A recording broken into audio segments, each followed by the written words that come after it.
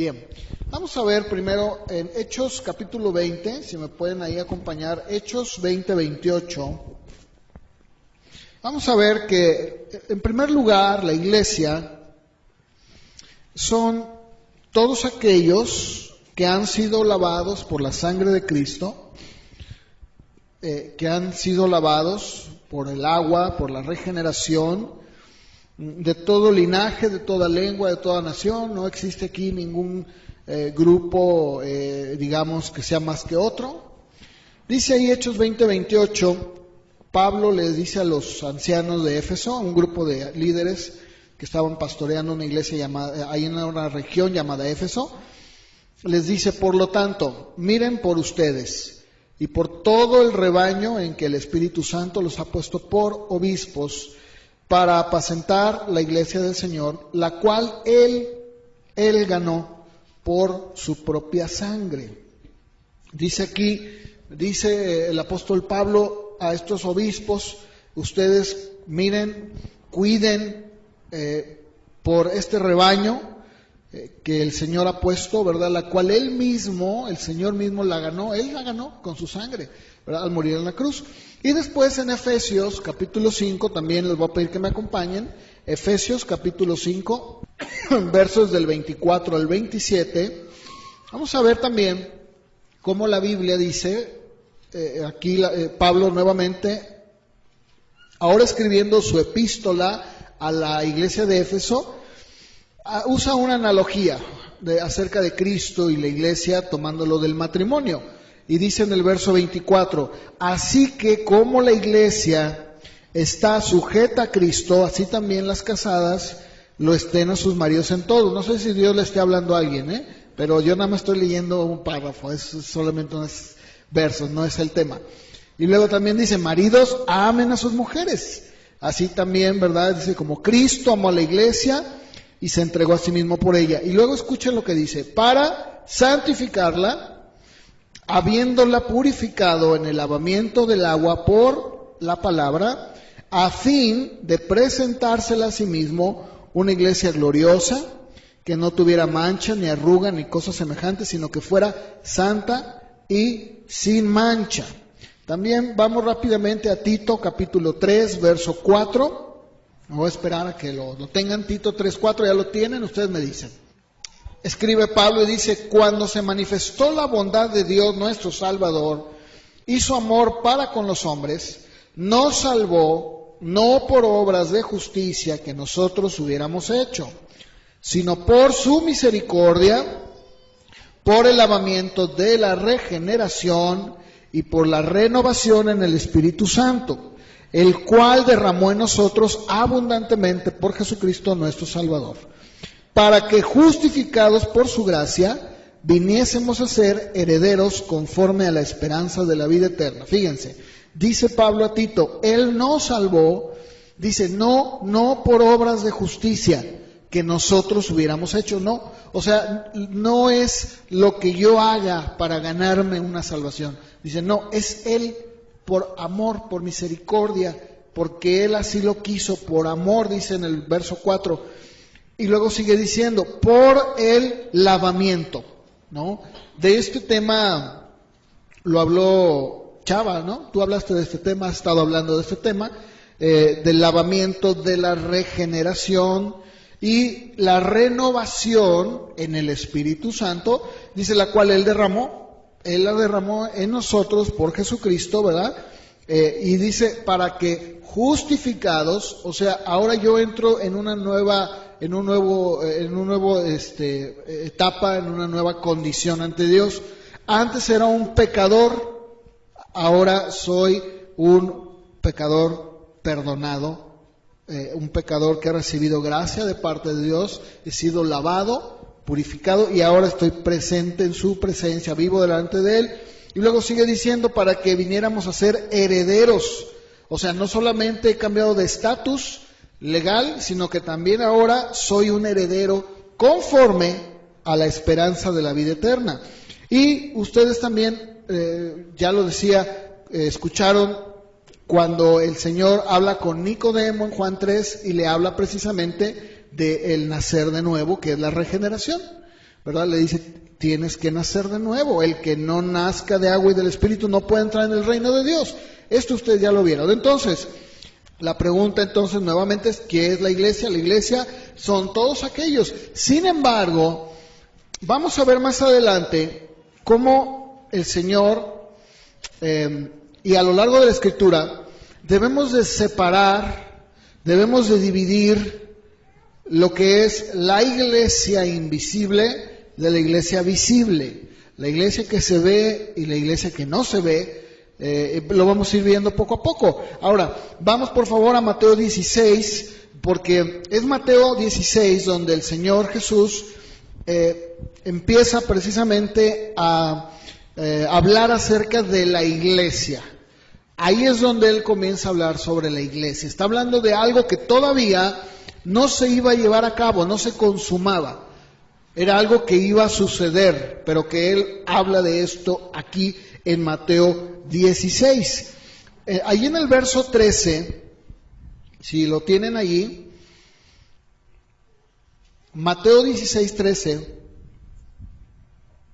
dice, viniendo Jesús a la región de Cesarea de Filipo, le preguntó a sus discípulos, diciendo, ¿quién dicen los hombres que es el Hijo del Hombre? Pregunta el Señor, bueno, a ver, a sus discípulos, ¿quién dice la gente, los hombres, las personas, quién dicen que soy yo? Ellos le responden, bueno, unos dicen que eres Juan el Bautista, otros Elías, otros Jeremías, o incluso dice alguno de los profetas, ¿verdad? Alguno de estos es lo que la gente dice. Pero luego en el verso 15, Él lanza una pregunta directa ahora a sus discípulos. ¿Y ustedes quién dicen que soy yo? Pregunta, ¿quién dicen ustedes que soy yo? La gente, bueno, piensa que soy Elías o alguno de ellos, de estos profetas, pero ¿ustedes qué piensan de mí? Y ahí en el verso 16, dice que Simón Pedro le dijo, tú eres el Cristo, el Hijo del Dios viviente. Y entonces el Señor en el verso 17 le responde, bienaventurado eres, Simón, hijo de Jonás, porque no te lo reveló carne ni sangre, sino mi Padre que está en los cielos. Yo también te digo que tú eres Pedro, sobre esta roca edificaré mi iglesia, y las puertas del Hades no prevalecerán contra ella. Y a ti te daré las llaves del reino de los cielos, y todo lo que atares en la tierra será atado en los cielos, todo lo que desatares en la tierra será desatado en los cielos. Bien, la palabra que usa el Señor allí en este verso número 18, dice, y sobre esta roca edificaré mi iglesia. Esa palabra iglesia, de ahí viene la palabra iglesia que conocemos, es una palabra griega que es eclesia. Y esta palabra quiere decir, o se utilizaba en el tiempo de Jesús, acerca de, entre los griegos, de ese cuerpo de ciudadanos que se reunían para considerar asuntos del Estado.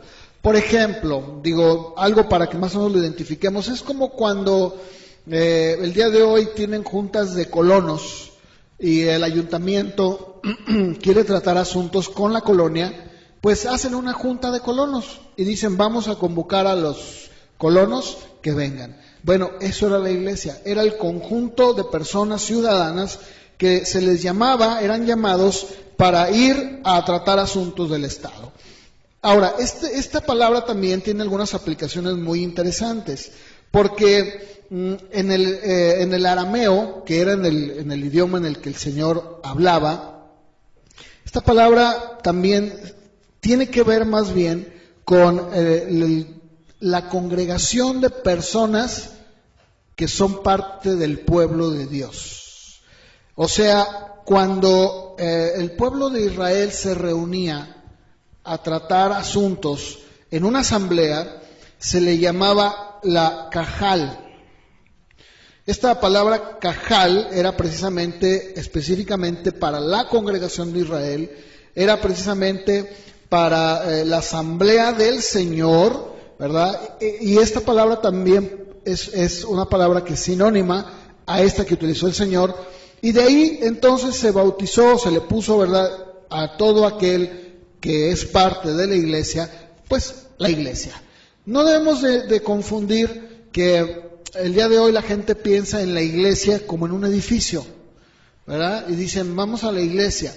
Bueno, la realidad es de que la iglesia, como lo dije al principio, son todos aquellos que han sido lavados por la sangre de Cristo, que son regenerados, que son hijos de Dios. Dicen, bueno, tú eres la iglesia, ¿verdad? Ahora, aquí hay una declaración muy interesante, porque fíjense que de esta escritura se ha tomado la base para decir que el Señor en esta escritura le dice a Pedro que él sería el Papa, o sea, el representante, el vicarius Filis Dei, dicen, ¿verdad? El vicario de Cristo en la tierra. Bueno, la realidad es de que lo que el Señor está diciendo es, la pregunta es esta, para entender el contexto. ¿Qué le pregunta a sus discípulos? ¿Verdad? Primero les dice, ¿quién dice la gente que soy? Y le responden. Siguiente pregunta, ¿quiénes dicen ustedes? O sea, quiero saber qué piensan de mí, mis discípulos, los que están conmigo, los que comen, los que conviven, los que tengo a mi alrededor. Porque si yo estoy reclutando personas para que sean mis discípulos, pues a mí me interesa saber hasta qué punto creen que yo soy realmente el Hijo de Dios. Y la pregunta, bueno, la respuesta fue contundente. ¿Qué le dijo Pedro? ¿Y qué significaba eso? ¿Mandé? Que estaba reconociendo ¿qué? ¿Mandé? Le estaba dando el señorío. A ver, ¿alguien más? ¿Quién más? Porque esta respuesta de Pedro es una respuesta muy contundente, muy profunda. A ver, ¿alguien más? Le digo, tú eres el Cristo. ¿Qué era el Cristo? ¿Era un título? ¿Qué era el Cristo? ¿El ungido? Bueno, había muchos ungidos porque ungían a los reyes. Pero ¿qué implicaba eso del Cristo? Acuérdense que los discípulos eran judíos. Ellos eran judíos. Jesús era judío. Ok, estaban reconociendo que este hombre que tenían frente a ellos no era un carpintero común, no era un joven judío cualquiera. Este hombre que estaba aquí era Dios mismo. Era precisamente la manifestación prometida en los profetas del mismísimo Dios encarnado, hecho hombre, para redimir a Israel y como consecuencia al mundo, o a los gentiles en este caso, ¿no? Pero ellos estaban entendiendo, en este caso Pedro, entendió dos cosas. Número uno, que él era el ungido, pero también le dijo otra cosa, el Hijo del Dios viviente. ¿Qué significaba eso del Hijo del Dios viviente? ¿Qué significa? O sea, el Hijo del Dios viviente, pues, ¿cómo? ¿Qué significaba esto? Este nombre, este título que le da Pedro, es muy importante porque cuando Dios entrega las tablas de la ley en el monte Sinaí, en el desierto, se presenta como el Dios viviente. O sea, dice, yo soy el Señor tu Dios. Y Moisés y Josué también, que estaba ahí, entendieron que el Dios que hablaba era un Dios vivo, no era un Dios muerto. O sea, dijeron, ¿se acuerdan que el pueblo le dijo que ya no nos hable Dios? ¿Verdad? Dice que el monte temblaba, ¿verdad? Y ellos tuvieron miedo y dijeron, mira Moisés, tú ve y habla con Dios. Lo que Él te diga, dile que sí, pero que ya no nos hable. Bueno, este título del Dios viviente se aplicaba precisamente a Dios, al único, al eterno. Entonces el decir tú eres el Hijo del Dios viviente era decir tú eres realmente el que viene del eterno. O sea, no eres un cualquier iluminado, no eres uno que dice, ¿verdad?, que es un profeta. No, esta es su implicación, estas palabras de Pedro, que lógico, el mismo Señor dijo, esto no lo dijiste tú de ti, el Espíritu Santo te lo mostró y lo hablaste. Efectivamente, ahora, esta revelación, que fue una revelación que el Espíritu Santo le dio a Pedro, es precisamente lo que Jesús está diciéndole a Pedro, sobre lo cual iba a establecer su iglesia, sobre ese entendimiento de lo que él acababa de decir.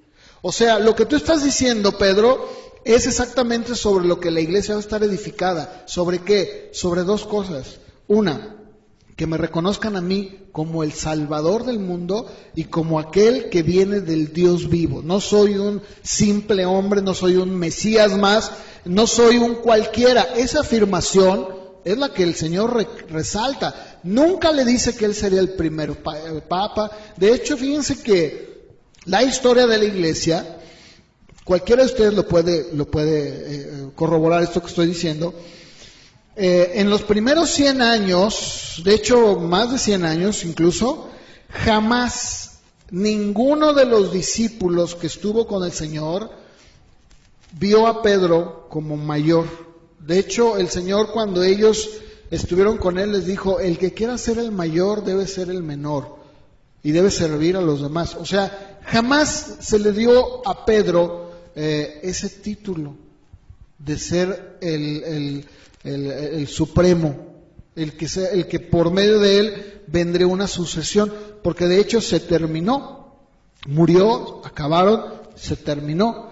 Lo que él estaba diciendo es que esa afirmación que él decía era sobre lo que la iglesia se iba a sostener, en entender esta revelación. Ahora, hay otra cosa muy interesante que aquí también, vamos a Hechos 10, por favor. Hechos capítulo 10.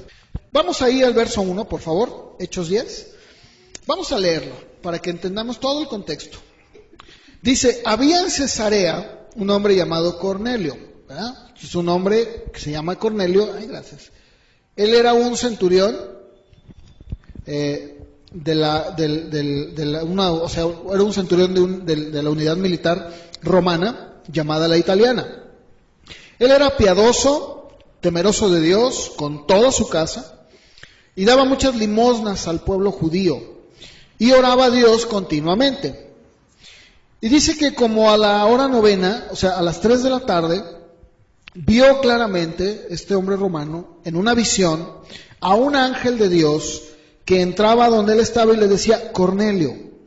Mirándolo fijamente y atemorizado, Cornelio le dijo: ¿qué quieres, Señor? Y el ángel le dijo: tus oraciones y limosnas han ascendido como memorial delante de Dios.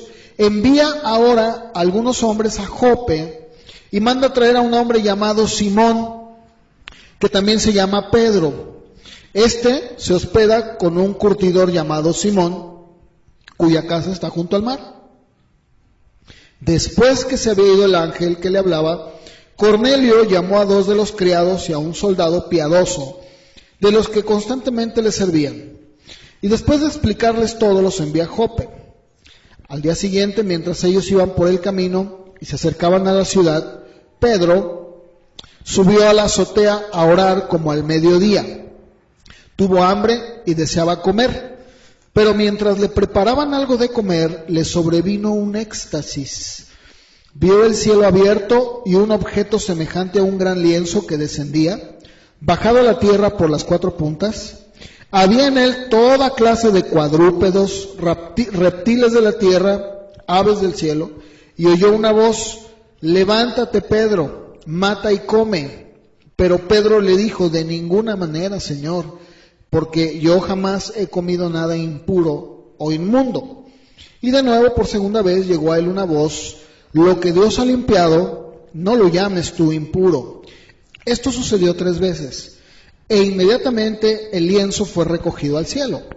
Mientras Pedro estaba perplejo, pensando en lo que significaría la visión que había visto, en ese momento los hombres que habían sido enviados por Cornelio, después de haber preguntado por la casa de Simón, se aparecieron a la puerta. Y llamando preguntaron si allí se hospedaba Simón, al que también se llamaba Pedro. Mientras Pedro meditaba sobre la visión, el Espíritu le dijo: mira, 3 hombres te buscan. Levántate pues, desciende, y no dudes en acompañarlos, porque yo los he enviado. Pedro descendió a donde estaban los hombres y les dijo: yo soy el que buscan. ¿Cuál es la causa por la que han venido? Ellos le dijeron: a Cornelio el centurión, un capitán romano, hombre justo y temeroso de Dios, y que es muy estimado por toda la nación de los judíos, le fue ordenado por un santo ángel que hiciera venir a usted a su casa para oír sus palabras. Pedro los invitó a entrar y los hospedó. Al siguiente día se levantó, fue con ellos, y algunos de los hermanos de Jope lo acompañaron. Al otro día entró en Cesarea. Cornelio los estaba esperando y había reunido a sus parientes y amigos íntimos. Cuando Pedro iba a entrar, Cornelio salió a recibirlo y postrándose a sus pies lo adoró. Pero Pedro lo levantó diciendo: ponte de pie, yo también soy hombre. Conversando con él, entró y halló mucha gente reunida. Y Pedro le dijo: ustedes saben que no es lícito para un judío asociarse con un extranjero o visitarlo, pero Dios me ha mostrado que a ningún hombre debo llamar impuro o inmundo. Por eso, cuando mandaron a buscarme, vine sin poner ninguna objeción. Pregunto, pues, ¿por qué causa me han llamado? Cornelio respondió: hace 4 días, a esta misma hora, estaba yo orando en mi casa, a la hora 9, y un hombre con vestidura resplandeciente se puso delante de mí y dijo: Cornelio, tu oración ha sido oída, tus obras de caridad han sido recordadas delante de Dios. Envía unos hombres a Jope y haz llamar a Simón, que también se llama Pedro. Él está hospedado en casa de Simón el curtidor junto al mar. Por tanto, al instante envía a buscarte y has hecho bien en venir. Ahora pues todos nosotros estamos aquí presentes delante de Dios para oír todo lo que el Señor te ha mandado. Entonces Pedro tomó la palabra y dijo: ciertamente ahora entiendo que Dios no hace acepción de personas, sino que en toda nación el que le teme, hace lo justo, le es acepto y Dios se agrada de él. El mensaje que él envió al pueblo de Israel, predicando o anunciando el evangelio de paz por medio de Jesucristo, que él es Señor de todos. Ustedes saben lo que ocurrió en toda Judea, comenzando desde Galilea, después del bautismo que Juan predicó, cómo Dios ungió a Jesús de Nazaret con el Espíritu Santo y con poder, el cual anduvo haciendo bien y sanando a todos los oprimidos por el diablo, porque Dios estaba con él.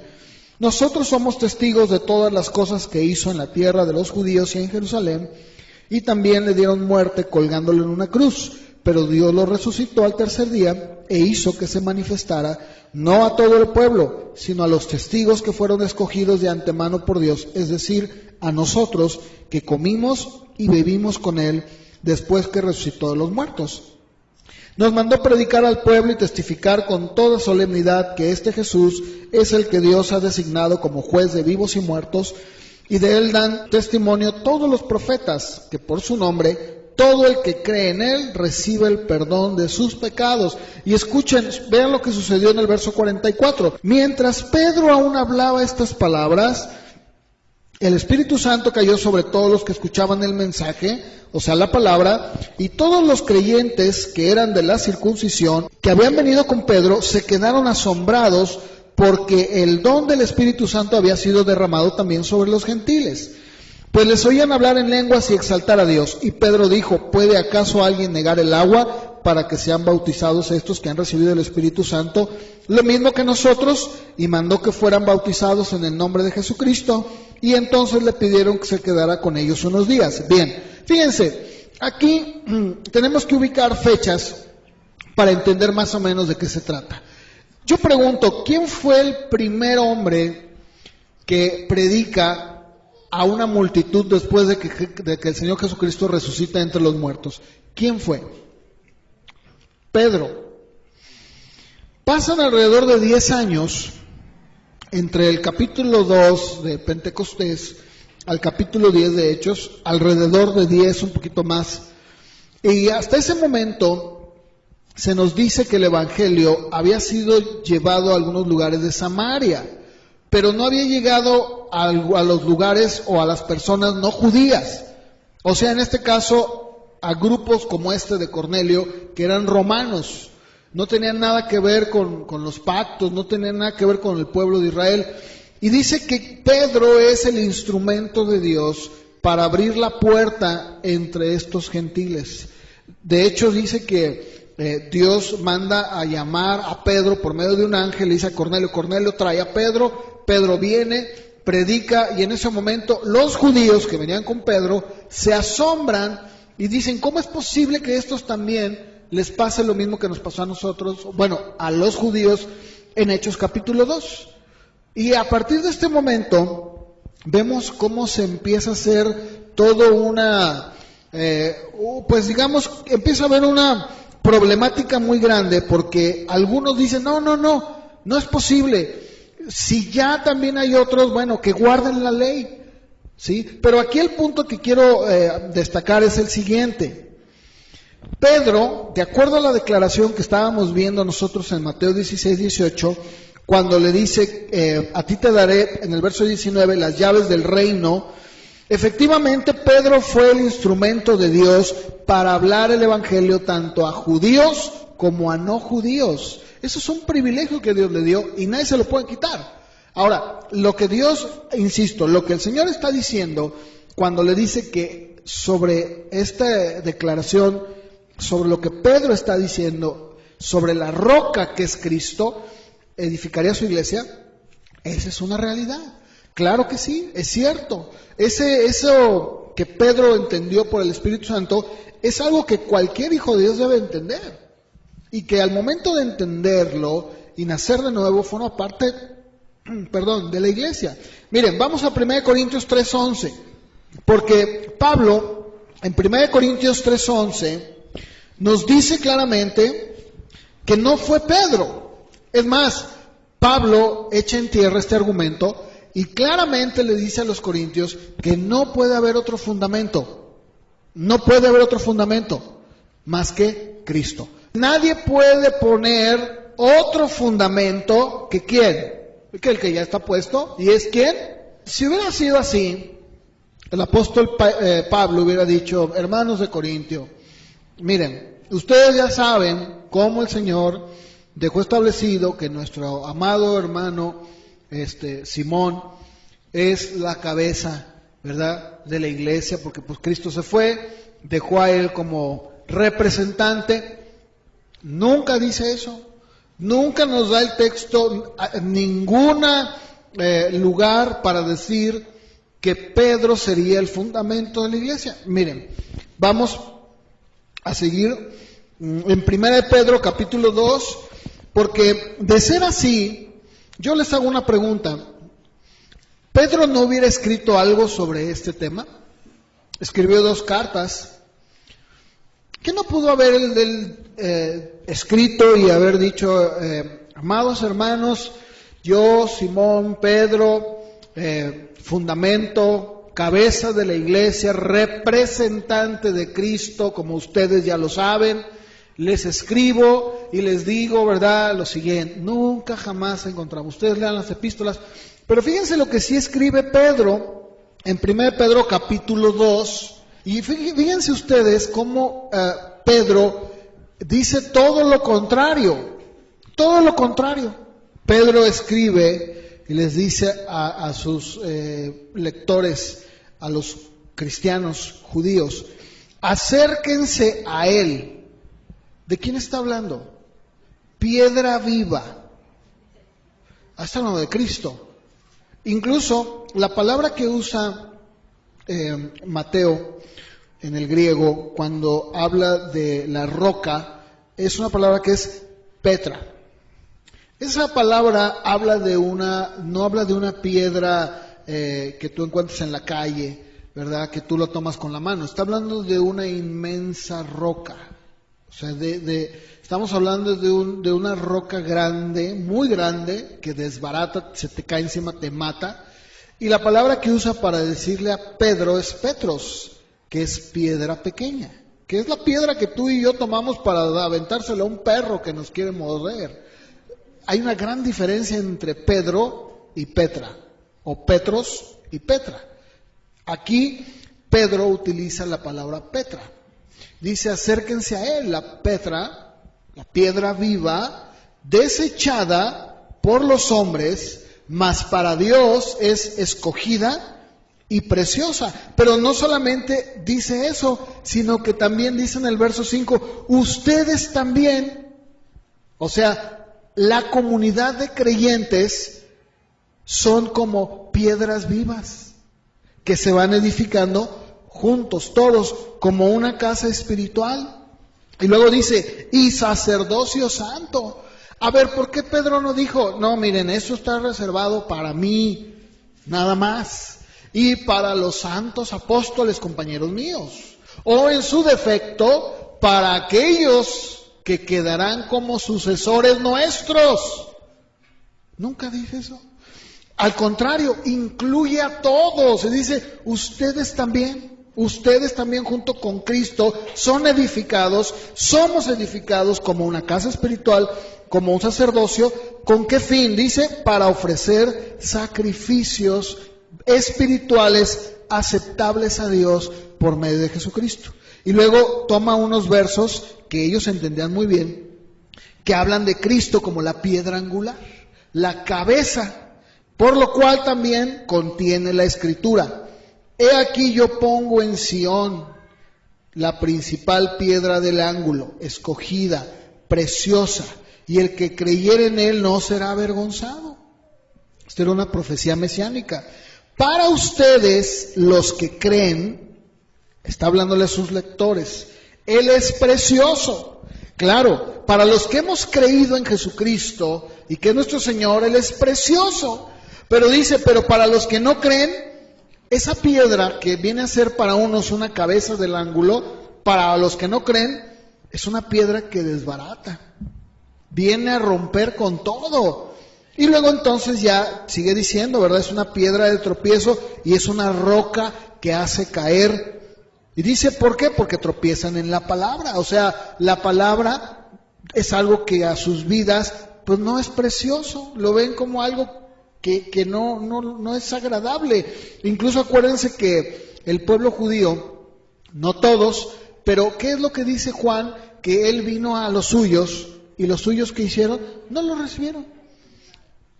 Para ellos fue una piedra que venía a demoler, venía a romper. Lo que Jesús enseñó fue algo que para el pueblo judío, sobre todo para los líderes religiosos, era algo que no les convenía, no les gustaba, rompía con sus intereses. O sea, ellos, los fariseos, como el día de hoy, ustedes escucharon la noticia de por qué el Papa claudicó y renunció. ¿Alguien escuchó la nota en la semana? Bueno, ¿se acuerdan que él mandó en latín, ¿no? De un discurso donde decía, ¿saben qué? Que yo ya me voy. Y todos pues se conmocionaron, ¿no? El mundo entero dijo, bueno, ¿qué pasa? ¿Por qué renuncia? 600 años solamente se ha dado esto. Pero después salió otra nota en donde empiezan a salir ya muchas cosas, entre ellas una red de cardenales homosexuales que se reunían a hacer de las suyas. Y luego por ahí había grupos de corrupción dentro del Vaticano. Bueno, es algo que todos lo hemos sabido, ¿no? ¿Y qué sucede? Entonces empiezan a atar cabos y dicen, no, mira, lo que pasa es que Benedicto, ¿verdad? O Ratzinger fue más congruente y dijo, miren, ¿saben qué? Ahí nos vemos. Yo no puedo con todo esto, ¿no? Bueno, ¿por qué sucede esto? Bueno, realmente es que es así. Eso es, el hombre tiende a pecar, el hombre tiende a hacerlo. Y en este caso, hablando exactamente de los fariseos, es lo mismo que pasa el día de hoy. ¿Cuántos intereses no hay? Ahora, no solamente cito al Vaticano, cito también, por ejemplo, grupos como La Luz del Mundo, ¿no? En donde uno se da cuenta que si tú empiezas a hablar en contra de sus intereses, ¿qué sucede? Te cortan, ¿verdad? Dicen, no, a ver, mira, está hablando, no nos conviene, está ahí moviendo las aguas, y ¿verdad? Y hay que mandarlo así de vacaciones a ver a dónde. Ahora, también debo de decirlo, dentro de la iglesia evangélica también se cuecen habas, ¿verdad? ¿Por qué? Porque muchas de las veces ha habido abusos. ¿Por qué es todo esto? Porque el Señor Jesucristo, cuando vino a establecer su iglesia en el interior de la gente y no necesariamente a formar denominaciones. ¿Me explico? O sea, Él no vino a formar una gran organización y que digan, esta es la iglesia de Cristo. No. Él vino a establecer su iglesia en los corazones de la gente. Cuando una iglesia, cuando un grupo, el que sea, o sea, aquí no es de que, nada más allá, de este lado, no. El grupo que sea, Cuando ese grupo y cuando los líderes, llámenle pastores, llámenle ancianos, obispos, llámenle como quieran, cuando ese grupo de líderes empiezan a poner sus intereses por encima de la palabra, ahí entonces ya empezamos a ver un problema. No me importa si es de tal o cual grupo. Mientras ese grupo empieza a poner ya sus intereses, empieza a poner su punto de vista sobre la palabra, o sea, encima de la palabra, ahí hay un problema. Ustedes véanlo. O sea, los fariseos no fueron, digamos, como que el único problema. Los fariseos representan todos los sistemas religiosos que existen en el mundo, que están poniendo sus intereses por encima de los de Cristo. A ver, pregunto, ¿por qué lo mataron? Claro, estaba escrito, todo eso ya sabemos, pero lo que yo estoy tratando de decir es esto. ¿Cuál fue el problema? ¿Qué hizo Jesús de malo como para decir, mira, este hombre, no, es que está haciendo sus revueltas y está dividiendo gente? ¿Qué hizo? ¿Qué hizo? No dijo más que la verdad.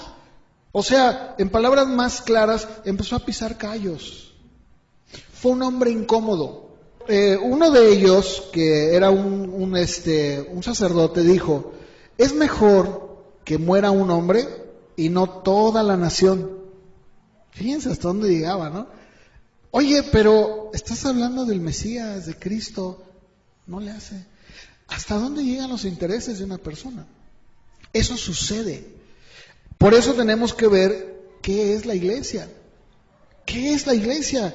La iglesia sí, ciertamente está representada, como lo dije yo, por aquellos que han creído, que han sido lavados y que, bueno, están, sí, efectivamente, utilizando una organización, porque la iglesia usa una organización, pero no es al revés.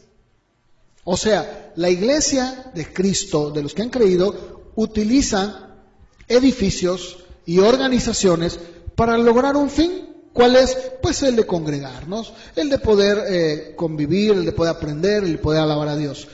Pero cuando nosotros hacemos al revés, entonces ya perdimos el objetivo. O sea, cuando nosotros decimos mi organización, mi denominación, no, espérame, no, o sea, es que ese es el medio que Dios pone. Pero en realidad lo que va primero es Cristo. Mi relación con Él, mi comunión con Él, ¿verdad? Y eso utiliza organización, porque hay que organizarnos. Hay, como por ejemplo aquí, tenemos un lugar, tenemos que comprar sillas, tenemos que pagar la luz. Bueno, eso es parte de, pero no es al revés. No sé si me estoy explicando. Miren, vamos rápidamente, por favor, a Hebreos, capítulo 10, verso 23. Y vamos a ver qué es lo que dice la Biblia de por qué la iglesia se reúne, por qué nos reunimos. Porque yo sé, yo conozco y he conocido casos de personas que a mí me lo llegaron a decir. Me decían, es que yo no necesito ir ahí con ustedes. Yo en mi casa, mira, yo en mi casa leo, yo oro. No, bueno, mira, estoy hasta mejor, porque ni tengo que ver la cara de la gente, y a veces ni me siento con ganas de ir. No, eso no puede ser. Dice la Biblia que es necesario que la iglesia, o sea, los que han creído en Cristo, se reúnan. De hecho, el nombre de iglesia, ya lo decía yo, es utilizado precisamente de ese concepto, de los grupos de ciudadanos que son llamados hacia adentro del lugar donde se reunían para discutir asuntos del Estado. Entonces, ¿qué es lo que está diciendo? Pues eso, ¿verdad? Dice, mantengan ustedes firmes la profesión de su esperanza, dice mi versión, sin vacilar, o sea, sin estar así como dudando. Dice, porque fiel es aquel que prometió.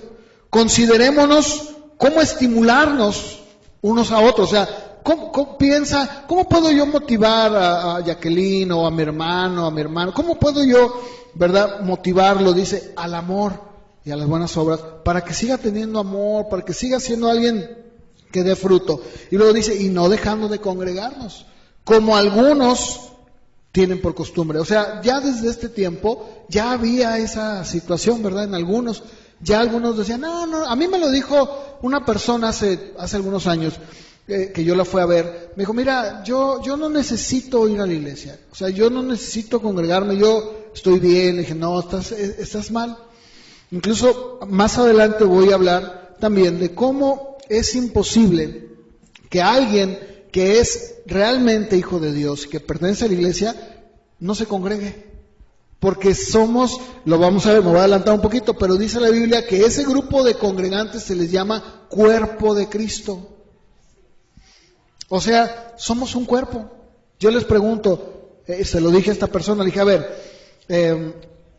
¿será posible que tú te arranques un brazo y lo dejes en tu casa y te vayas a trabajar sin el brazo? Imposible. Es más, ustedes saben que cuando una persona se corta un dedo, un miembro, por accidente, inmediatamente les dicen, procure usted ponerlo en hielo y tráigalo rápido, lo más pronto posible, para poder injertarlo, ¿verdad? Y coserlo y ver si puede otra vez integrarse al cuerpo, a la sangre, para que pueda tener movimiento, para que pueda otra vez estar, digamos, siendo útil, ¿no es cierto? Es lo mismo. Una persona, ¿sí?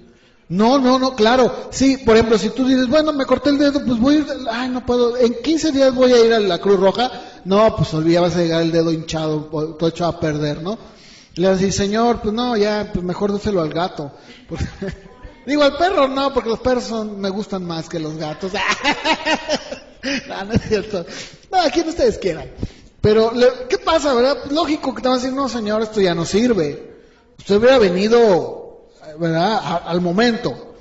Bueno, si la Biblia dice que somos el cuerpo de Cristo, ¿cómo es posible que alguien se aísle del cuerpo y quiera vivir fuera de él? No se puede. No puede hacerlo. No, aunque diga, no, es que yo en mi casa leo, en mi casa oro, por favor. Pues eso es algo que tiene que hacer todo creyente. ¿Eso qué? No, aquí estamos viendo cómo dice, es necesario, porque nos estimulamos, nos motivamos unos a otros, ¿no? Bueno, vamos entonces a seguir adelante. Les decía yo que existe lo que se llama la iglesia visible, o sea, la que todos vemos, ¿verdad?, como ahorita, y la iglesia invisible. No es que la iglesia invisible sea un grupo de personas que tienen la habilidad de convertirse en invisibles, ¿verdad?, como los superhéroes o los X-Men, ¿verdad?, que tienen algunos poderes ahí para transformar. No. Quiero que veamos algunas escrituras. Romanos capítulo 9, verso 6. Fíjense que en Romanos 9:6 el apóstol Pedro usa el ejemplo de Israel y dice, no todos los que descienden, o sea, no todos los que tienen sangre hebrea son judíos de Dios. O sea, no todo el que dice, bueno, yo soy judío. Pues eres judío de raza, pero eres de Dios. Ahora, eso mismo se aplica con la iglesia. ¿Por qué? Porque no todos los que escuchan el Evangelio y viven en relación con la iglesia son salvos. ¿Cuánta gente no cree que por ir a la iglesia son salvos? Dicen, no, yo voy a la iglesia para que cuando me muera, mira, ya el Señor diga, muy bien, aquí está, yo tengo tu asistencia, correcto, ahí estabas, no, adelante, no, de ninguna manera. Mateo 7, 21 al 23, vamos a leerla, por favor. Bien, utilicé esta escritura la semana pasada, ¿verdad?, allá en la otra iglesia donde estaba yendo, y yo les dije, a ver, hermanos, ¿de qué está hablando, no? ¿Qué está diciendo? ¿Qué está diciendo? Yo les pregunto a ustedes también. Sí, incluso fíjense que ahí hay algunos aspectos bien importantes que muchas de las veces a algunos cristianos les, pues digamos que les pisa los callos, ¿no? Porque sobre todo esos grupos, digo, no es que yo no crea, yo creo en milagros, creo en todo esto, pero sobre todo estos grupos, digamos, carismáticos, pentecostales así, pero extremadamente, en donde ponen un énfasis muy grande en los milagros, en las sanidades, en donde dicen, ay, mira, ahí en la iglesia se mueve el Espíritu Santo. Sí, ¿por qué? Porque hay unas sanidades, ¿verdad?, que muchas veces realmente ni sanidades son. Pero bueno, ¿qué dijo Jesús sobre eso? Ahí lo dijo, que no todo el que diga, es que yo en tu nombre profeticé. Y Bueno, en tu nombre yo eché fuera demonios. Fíjense, fuera demonios. ¿Y? Bueno, es que yo hice milagros en tu nombre. ¿Y? No te conozco. Y yo les decía a ellos la semana pasada, les decía, esta palabra que usa el Señor ahí cuando dice, no os conocí, esa palabra habla de una intimidad. Habla de alguien que conoce de una manera muy personal a otra persona. Es como, por ejemplo, si llega una persona extraña a tu casa y toca la puerta, ¿tú le abres la puerta? No, tú preguntas, sí, dígame qué se le ofrece. ¿Verdad? Pero tú no, pues quién sabe quién se le abre la puerta, solamente un inocente hace eso. Pero regularmente, si tienes ¿cómo le llaman? El ojo ¿verdad? De lupa, para ver a través de la puerta, bueno, pero dices, no sé quién es, güey. Dígame qué quiere. A ver, pero si llega alguien que tú conoces, ¿qué haces? Mira, sin preguntar, pásale, hombre, ¿cómo estás en tu...? ¿No es cierto? A eso se refiere. O sea, el Señor está diciendo... A ver, ellos vienen y se presentan y luego, fíjense, dice muchos, no dice un grupo de 10, dice muchos vendrán y me dirán, Señor, estas son mis credenciales, mira, este es mi ministerio, yo he echado fuera demonios por todo el mundo. ¿Quién es este hombre? No, pues a mí se me va a conocer, pues no, pero a mí sí, mira, yo profeticé, yo hablé palabras de ti. ¿Quién es? Va a llegar otro, ¿no? Más picudo y va a decir, no, yo hice milagros. En tu nombre hice milagros. Y esto muchas veces a la gente, sobre todo, como lo decía yo, a este grupo de personas les duele en el alma. Porque ponen un énfasis en los milagros, en los dones, y dice uno, no, el Señor fue claro. Dijo, no te conozco, no sé quién eres, en la comunión íntima, en lo personal, yo no fui tu Señor. Tú eres un extraño para mí. Y yo les decía ya, no importa si usted diezma y ofrenda y levanta las manos y trae Biblia, eso es lo de menos. Usted va tal vez pararse y decir, mira Señor, ¿te acuerdas de esa casa en Isla Raza? Ahí frente a la unidad, ahí, mira, acuérdate que yo tomaba el camión y ahí me paraba y llega. ¿Quién eres? No te conozco. O sea, la iglesia visible pues está formada por muchas personas, pero la invisible es la que Dios conoce, ¿verdad? La que Él sí sabe quiénes son de Él. Ese grupo de personas a las que el Señor dijo que eran sus ovejas, las que dijo, oyen mi voz y me siguen, las conozco y me conocen. Fíjate qué diferente, ¿verdad? Pero no hacen milagros. ¿Y qué tiene? Pero no profetizan en tu nombre. No, eso no es relevante, ¿verdad? No hacen nada destacado. Me conocen, yo los conozco. Sabemos quiénes somos, ¿verdad? De eso está hablando la Biblia. Ahora, Mateo 20:16, por favor. Mateo 20:16. Saben que también el Señor dijo, ¿verdad? Que muchos son llamados y son pocos los escogidos. Y eso es cierto. Entonces la iglesia visible, pues es todo el cuerpo de iglesia que conocemos, ¿no? Porque alguien puede decir, ¿cómo puedes diferenciar? Bueno, sí, por el fruto, claro, pero díganme ustedes, yo me he quedado asombrado incluso de ver personas que aparentemente tenían fruto y iban a la iglesia y todo, y de repente por una situación X, ya, no volvieron a verse. Y todos hubiéramos dicho, no, esta persona sí. ¿Cómo saber? Bueno, Dios sabe. Solamente el Señor sabe, pero la iglesia se divide entre la visible y la invisible. Los que son de Él, como yo lo decía hace un momento, ¿no? Ahora, ¿tiene algún privilegio la iglesia visible? Pues sí, porque la iglesia visible, ¿verdad? La que se ve, que está formada por todas estas denominaciones, Dios guarda su iglesia en la tierra, Dios la cuida, la preserva, sí es cierto, ¿verdad? Dios está con ella, sí, claro que sí, pero como yo les decía, también está la iglesia invisible. Es todo ese grupo de personas que están por todo lugar, en todo el mundo, ¿verdad? Y que son reunidos bajo un mismo espíritu en Cristo Jesús, y a Él lo tienen como la cabeza, que dicen somos de Él y que no hay nada que los pueda separar. Puede ser como en algunos países ahorita en el mundo, donde hay muchos cristianos que están siendo perseguidos, nada menos en China. Hay países como Afganistán, hay países árabes en donde el cristianismo está. Pero en la India, ¿saben que en algunos lugares de la India queman a los cristianos? Los queman. Bueno, esa iglesia, ¿verdad? De esa iglesia invisible está formada por esa gente que muchas veces nosotros ni conocemos, pero que guardan la palabra, que están firmes, que vienen persecución, que viene escasez, que vienen situaciones en su vida. ¿Y sabes qué hacen?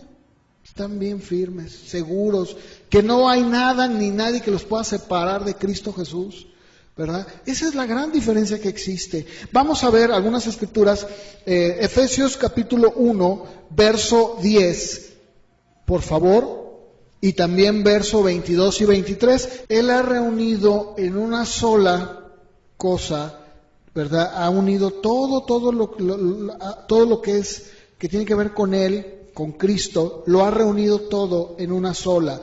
Esta es la iglesia invisible. Y luego también en Juan 10:16, vamos a leerlo por favor. Ahí el Señor, si ustedes leen el contexto, en Juan 10 está hablando precisamente de sus ovejas, hablándole a los fariseos y diciendo también hay otro rebaño que tengo que ir, tendrán un pastor. Está hablando de su iglesia. También en el capítulo 11, en el verso 52 del mismo Juan, por favor, ahí el Señor estaba hablando Juan sobre la muerte del Señor Jesucristo, que reuniría no solamente al pueblo de Israel disperso, sino también a los que son de Él. Saben, la iglesia invisible tiene un sello puesto en el corazón. No importa, decía, la raza, color, lengua. Y dice el Señor, incluso Pablo habla de esto y dice, el Señor conoce a los que son de Él y ha puesto un sello. Esa palabra que usa ahí de sello, hablaba de un sello que se utilizaba anteriormente cuando una persona, en este caso un mercader o un negociante, un comerciante, mandaba costales de mercancía a otra provincia y ponía un sello en su mercancía, ponía un sello. Entonces, cuando llegaba ya al destino, decían, ¿de quién es esto? Bueno, decían, ve el sello de propiedad. Decían, mira, esto es del fulanito de tal. Pues esto, no, esto es mío porque me lo mandó, ¿verdad? Y estaban haciendo comercio. Bueno, Pablo usa esa palabra y dice, el fundamento de Dios está bien firme y dice que el Señor conoce a los que son de Él y ha puesto un sello, ¿verdad? Sobre de ellos.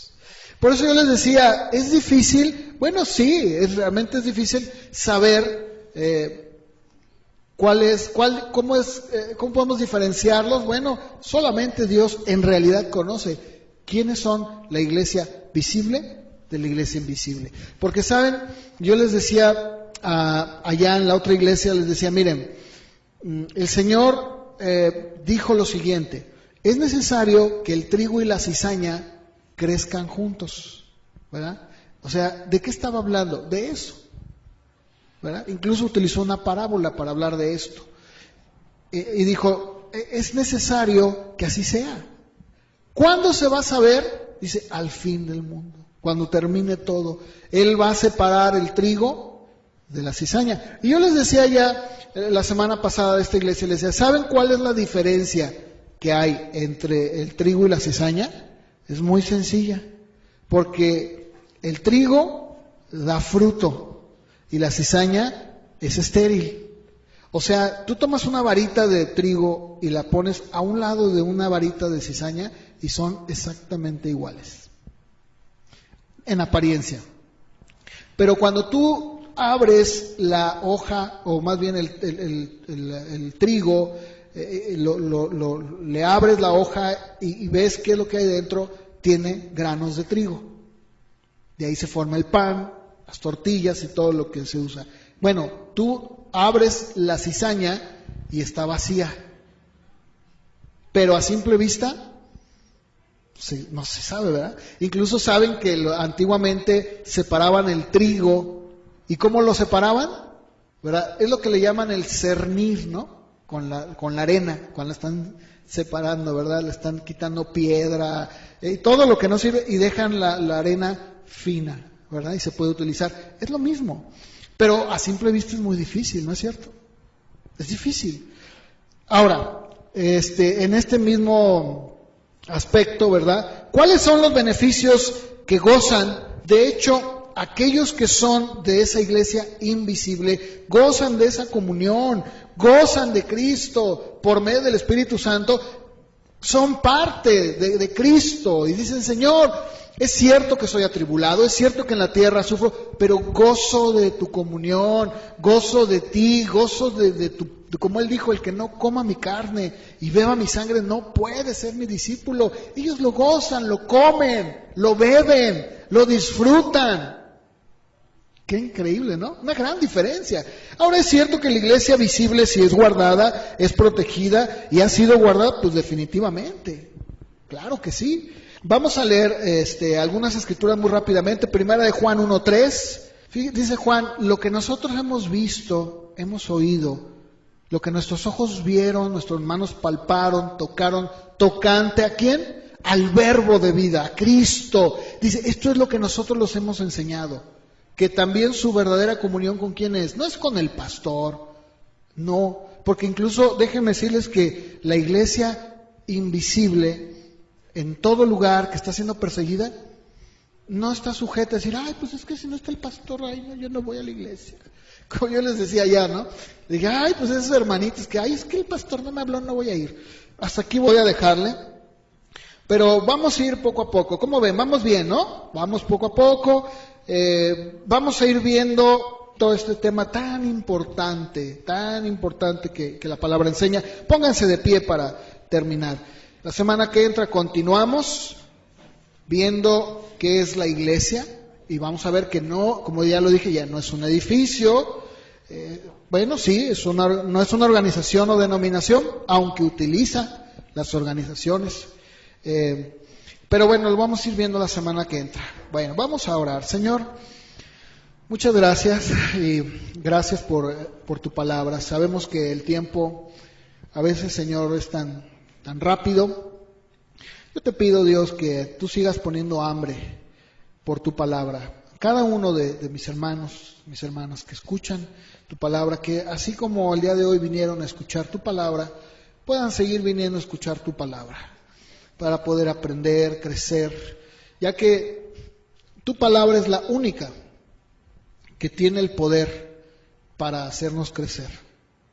Yo te doy gracias por cada uno de los presentes, que tú los guardes ahora que vamos a salir, que seas con cada uno al comienzo de la semana, en sus actividades diferentes, en sus trabajos, en todo lo que hagan, en sus casas, la escuela. Sé con cada uno, Dios. Te lo pedimos, te damos gracias en el nombre de Jesús. Amén.